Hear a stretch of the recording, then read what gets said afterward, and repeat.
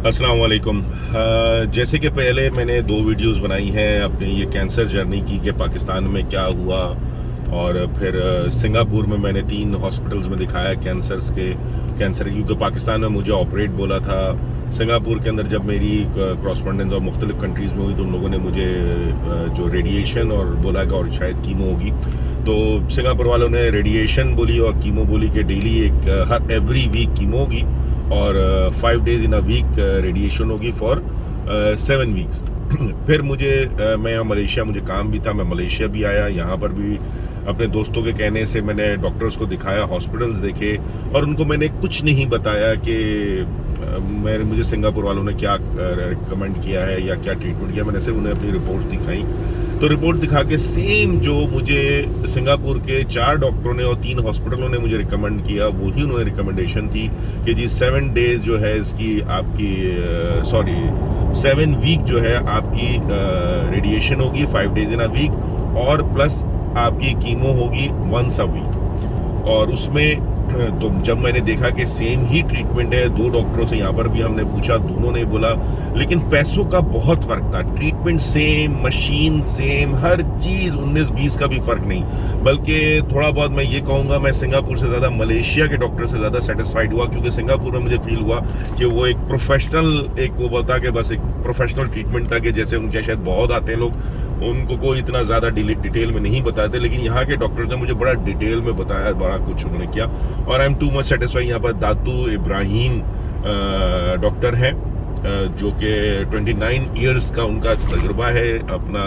Radiation और oncologist का। वो पिछले यहाँ पर फाउंडर्स में से कहलाते हैं, जो ऑन्कोलॉजिस्ट हॉस्पिटल के फाउंडर है। बीकन हॉस्पिटल है यहाँ पर एक प्राइवेट, वहाँ मैंने दिखाया। तो जो सबसे बड़ी मुझे चीज़ हुई कि मलेशिया और सिंगापुर में ज़मीन आसमान का फ़र्क है प्राइस में। जो प्राइस मैं सिंगापुर में डॉलर्स में दे रहा हूँ, वही प्राइस मुझे मलेशिया में रिंगिट में देना है। वो आप ये समझ लें, अगर वहाँ का डॉक्टर 200 से 300 डॉलर मुझे दिखाने के ले रहा है, तो यहाँ पर से 200 से 300 डॉलर रिंगिट दिखाने के डॉक्टर ले रहा है। तो वो बनते हैं 200 से 300 डॉलर बनते हैं मेरे तकरीबन पाकिस्तानी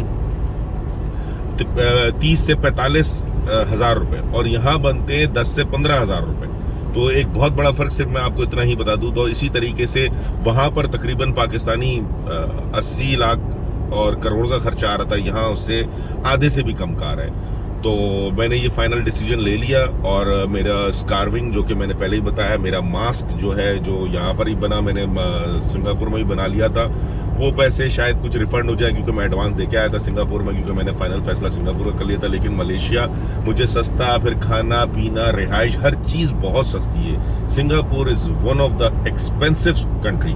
हाँ, अगर उसके ट्रीटमेंट में फ़र्क होता तो डेफिनेटली मैं वही करता। तो मैं अपना एक्सपीरियंस इसलिए सर्च कर रहा हूँ कि मैं ये समझता हूँ कैंसर के लिए, क्योंकि यहाँ मैं कई लोगों से मिला जिन्होंने कैंसर हुआ, मेरे जानने वाले, उनके जानने वाले, और उनका कैंसर जो है यहाँ पर क्योर हुआ।